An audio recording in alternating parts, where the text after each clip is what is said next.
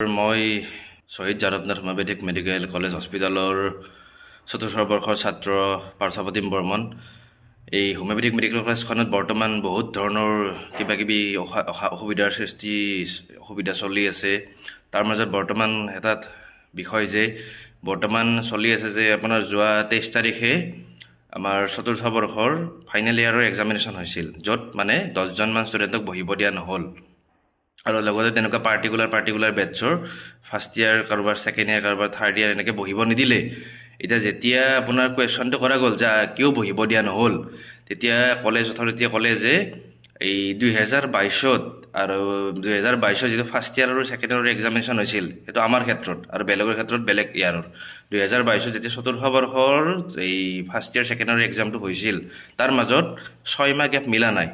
মানে 6 মাহ, মই এইটো কথা এটা ক'ব বিচাৰিছোঁ যে 6 মাহ গেপ এটা আমাৰ ওপৰত বডি আছে। সেই বডিটোৰ মতে NCH মতে দুটা পাৰ্টিকুলাৰ এক্সামৰ মাজত 6 মাহৰ গেপৰ প্ৰয়োজন। যিটো গেপ মানে এতিয়া তেওঁলোকে 2022 পৰা 22 বছৰলৈ চাই আছে। ইণ্টাৰেষ্টিং কথা 2026 আৰু তেওঁলোকে এতিয়া কৈ আছে যে 2022 সেই ৰুলটো মিলা নাছিল। তেওঁলোকে এক্সামৰ ৰুলটো মিলা নাছিল, দুটা এক্সামৰ মাজত 6 মাহ গেপ হ'ব লাগে, সেই গেপ হোৱা নাই তোমালোকৰ। গতিকে তোমালোকে ৰি-এক্সামিনেশ্যন বহিব লাগিব ইফ নটিচ ওলায়। মই এইটো কথা ক'ব বিচাৰিছোঁ যে 4 বছৰ আপোনালোকে ক'ত শুই আছিল? 4 বছৰ ক'ত শুই আছিল? আপোনালোক ঘৰত শুই আছিল নেকি? 4 বছৰ পিছত যে আপোনালোকে ৰুলটো চাই আছে আৰু কৈ আছে যে তোমালোকৰ এই গেপটো 4 মাহ 17 দিনৰ, 6 মাহ গেপ মিলা নাই, গতিকে এইটো কেছটো যদি ইফ নটিচ ওলায় তোমালোকে ৰি-এক্সামিনেশ্যন বহিব লাগিব। আৰে ভাই, আমাৰ 4 বছৰ পইচা সময় ক'ত গ'ল? আমাৰ সময়ৰ মূল্য নাই? আমাৰ ৰাইট টু এডুকেশ্যন ভায়লেট হোৱা নাই? আমি তাত কথা ক'লে আমাক ডাউন কৰি দিয়া হয়। আমি তাত 2-এজন পাৰ্টিকুলাৰ টিচাৰে ষ্টুডেণ্টৰ জীৱনক লৈ এনেকুৱাকৈ গাফিলতি কৰি আছে। সেই পাৰ্টিকুলাৰ টিচাৰকেইজনৰ নাম মই ভিডিঅ'ত ল'বলৈ বাধ্য হৈ যাম। আৰু মই ক'ব বিচাৰিছোঁ যে ইউনিভাৰ্চিটি আৰু কলেজে এক্সাম কণ্ডাক্ট কৰে, ইউনিভাৰ্চিটি আৰু কলেজে এক্সাম পাতিছে, আৰু ষ্টুডেণ্টতো দিবই এক্সাম। কলেজ আৰু ইউনিভাৰ্চিটি এক্সাম পাতাৰ কাৰণেতো আছে, ষ্টুডেণ্টতো বহিবই। নে ষ্টুডেণ্টে সেই ইউনিভাৰ্চিটিৰ কামটো কৰিব লাগিছিল, নে কলেজৰ কামটো ষ্টুডেণ্টে কৰিব লাগিছিল? ষ্টুডেণ্টে এক্সাম পাতিব লাগিছিল আৰু ষ্টুডেণ্টে এক্সামত বহিব লাগিছিল নে কি তেওঁলোকৰ মতে? আৰু আপোনালোকক তাৰ কাৰণে চাকৰিত থৈছে যাতে আপোনালোকে এইবিলাক গাইডলাইন আপোনালোকৰ তাত আছে, আপোনালোকে চাওক, গাইডলাইন মতে ফ'ল' কৰি এক্সাম পাতক। তাত ষ্টুডেণ্টে এক্সাম দিবই। ষ্টুডেণ্টতো কামটো এইবিলাক গাইডলাইন চাই থকা সময় নাই। ষ্টুডেণ্টৰ কাম পঢ়াহে, ষ্টুডেণ্টে ক্লাছ কৰে, পঢ়ে, এক্সাম দিয়ে, আপোনালোকে এক্সাম পাতে।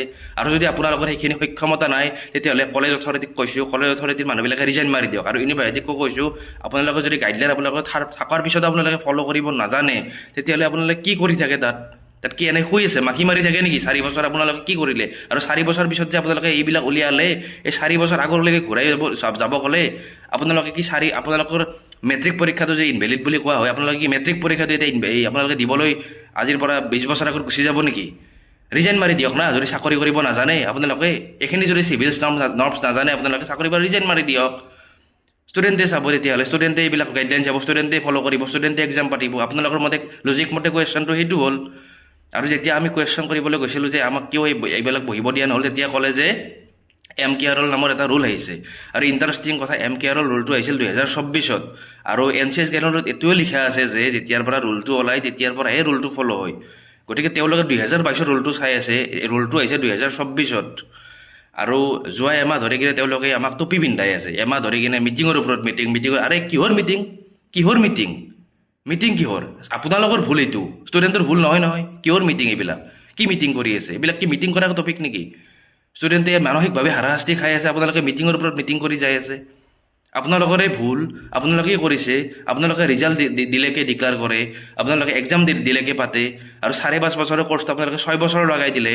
আপোনালোকৰ ভুল, আৰু আপোনালোকে মিটিং কৰি আছে, আৰু আপোনালোকে কৈ আছে যে নটিচ ওলালে আপোনালোকে ৰি-এক্সাম দিব লাগিব। আৰু 4 বছৰ ক'ত গ'ল? আপোনালোকে শুই আছিল, মাখি মাৰি আছিল নেকি যোৱা 4 বছৰ? মই মুখ্যমন্ত্ৰী মহোদয়ক হাতযোৰ কৰি অনুৰোধ কৰিছোঁ, এই বিষয়ৰ ওপৰত তদন্ত কৰক।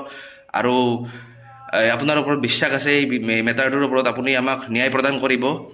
গতিকে মই ধিক্কাৰ দিছোঁ এই হোমিওপেথি কলেজখনক। আৰু আমাৰ ৰাইট টু এডুকেশ্যন ভায়লেট কৰি থকা হৈছে। এইখিনিয়ে ক'ব লগা আছিল। ধন্যবাদ। যিকোনো খবৰৰ বাবে যোগাযোগ কৰক আমাৰ এই নম্বৰত 9181 307 2221।